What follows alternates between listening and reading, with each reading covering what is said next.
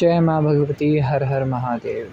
लोगों का बोलबाला है भैया हमने काली भी पूजा तो बस घर में झगड़े होना चालू हो गए। ऐसा हो गया हमारे घर में तो रक्तस्राव होने लगा, ऐसा वैसा वैसा न ऐसा। सुनो भैया, आप घर में किसको पूज रहे हो ये याद रखो। देवी के साथ वो सिर्फ देवी नहीं है, वो सिर्फ माँ नहीं है, माँ के साथ वो महाविद्या भी है। मेरे गुरु से जो ज्ञान मुझे प्राप्त है वही मैं आज साझा करूँगा यहाँ। पता है, जब देवी अपने असल स्वरूप में आपके घर में निवास करने लग जाती है तो होता ये ऐसा ही है जैसा आपकी परेशानी है। किसी ने मुझे कमेंट किए थे कि भाई साहब हमारी ऐसी प्रॉब्लम आ रही है कि जब से हमें घर में विधिवत देवी से जब हम पूजा कर रहे हैं तो हमको क्यों परेशानी आ रही है। और परेशानी में भी ऐसी परेशानी जिसमें कुछ ना कुछ अनहोनी हो रहा है, कैसा कुछ हो रहा है। तो आप उनको पूजने का एक तरीका होता है जो कि आप उसको फॉलो नहीं करते। बिना दीक्षा लिए कोई भी साधक कभी देवी की जो है विधिवत पूजा का अधिकारी नहीं होता बिना दीक्षा का। अगर दीक्षा भी नहीं है फिर भी आपने किस तरीके से देवी को जागृत कर लिया, देवी को मना लिया, भक्ति भाव से देवी जागृत हो जाती है, ये सत्य है। स्वामी रामकृष्ण परमहंस भक्ति में लीन थे और भक्ति से ही देवी को प्राप्त किए थे। फिर उन्होंने देवी को प्राप्त किया था, परंतु उनका भाव कुछ अलग था। भक्ति में क्षति नहीं पहुँचती परंतु साधना में क्षति पहुँचती है, क्योंकि साधना में होती है परीक्षा। जब आप किसी परीक्षा में लग जाते हो, आप किसी परीक्षा में लगते तो उसको क्लियर करके रखना चाहिए। देवी जो है ना, खुला हुआ तार है। महाकाली जो है वो बिजली का तार है। अगर बिजली के तार को पकड़ लोगे तो कैसा झटका लगेगा, वैसे ही झटका भी लगेगा। तो इसलिए उनको एक कॉन्सेप्ट को समझो।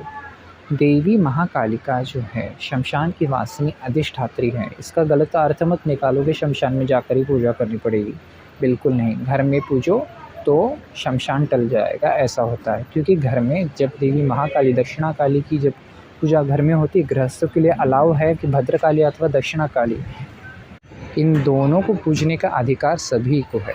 परंतु जो है एक टाइप होता है, एक तरीका होता है, एक ऐसे करना रहता है। देवी को चढ़ती है मदिरा।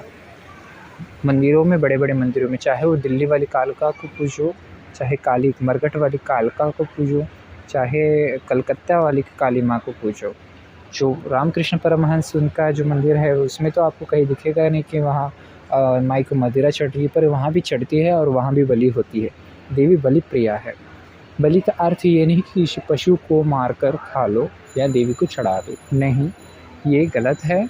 बलि का अर्थ ये होता है कि हमारे भीतर का अहंकार, हमारे भीतर की पाप बुराई आदि को हम एक चीज़ में डालकर हम उसको जीवित करके उसकी बलि दे दे देवी के चरणों में, और देवी को समर्पित कर दे कि माँ जो है वो तेरा है और तुझी को समर्पित। ये हमारे किसी काम का नहीं। जब हमारा किसी काम का नहीं होता तब हम उनको देते हैं, क्योंकि पाप से तुम्हारा ही दुर्गति होगी। तो उस दुर्गति से बचने के लिए तक उसमें खुद के पाप संजोगने जाते हैं, क्योंकि देवी जो है माता है, माता के साथ महाविद्या है।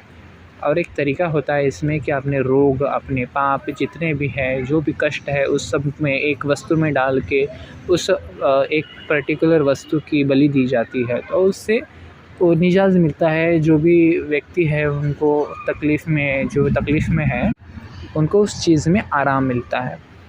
तो आप ध्यान दें कि आपके घर परिवार में जब महाकाली की पूजा हो रही है और वो जब देवी माँ जागृत होती है तब घर में परेशानियाँ अगर आ रही है तो ध्यान दें कि देवी को एक पर्टिकुलर भोग पर चलाना सीख लेना चाहिए एक गुरु के माध्यम से, क्योंकि गुरु ही बताते हैं कि देवी को किस भोग पर चलाना है। फिर आती है बात कि देवी का स्वरूप जिस प्रकार है उस प्रकार देवी की पूजन करें। देवी सौम्य स्वरूप में रहनी चाहिए, अर्थात सौम्य स्वरूप में ही उनका ध्यान करना चाहिए। और जो है जो गुरुओं के माध्यम से ध्यान दिया जाता है उसी ध्यान का ध्यान धरना चाहिए। जो देवी की जीवा है, एक बात मैं बताता हूँ, अगर घर में ऐसी दुर्गति हो रही है और लग रहा है कि आपके मन में डाउट है और माता के प्रति पूर्ण श्रद्धा है, माँ से कहिए कि माँ ये सब रोक दो, जो भी मुझसे बनता हो मैं करूँगा। आपने बड़े बड़े मंदिरों में देखा होगा कि जो देवी माता कालिका है उनकी जिह्वा पर सोने की या चांदी की जो परत लगाई जाती है, चांदी का जो कवर होता है, वर्क बोलते हैं जिसको, वो लगाया जाता है।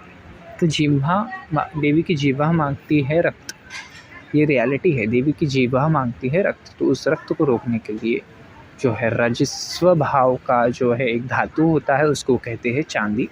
और उस चांदी का एक टुकड़ा ला लीजिए और उस टुकड़े को देवी की जिह्वा पर ऊपर चिपका दीजिए। तो जो है चांदी का जो टुकड़ा है वो माता की जिह्वा पर लगा दीजिए, और उससे क्या होगा, माता की जो जिह्वा का है वो रजस्व भाव से जो है स्थापित हो जाएगी माँ। और आप तब से फिर बाद में मुझे मैसेज करके बताना कि किसका कितना कल्याण हुआ है। तो माता को ये चीज़ समर्पित करके माता के जिह्वा पर लगाना। और एक भाव और कि माता के लिए एक पात्र बनाओ, उसमें कारुण चढ़ाने की अगर अनुमति है, गुरु ने दी है, गुरुओं ने आपको, तो ही चढ़ाओ, अन्यथा मत चढ़ाओ। कारुण की जगह पर आप अंगूर के रस जो होते हैं उसको निकाल के पात्र में डाल के देवी को चढ़ाओ। देवी इससे बहुत प्रसन्न होगी और आपके मनोरथों को पूर्ण करेगी। ये अगर आप करके देखिए फिर मुझे बताइए। माँ भगवती का नाम लो, सब कुछ ठीक होगा। जय माँ भगवती, हर हर महादेव।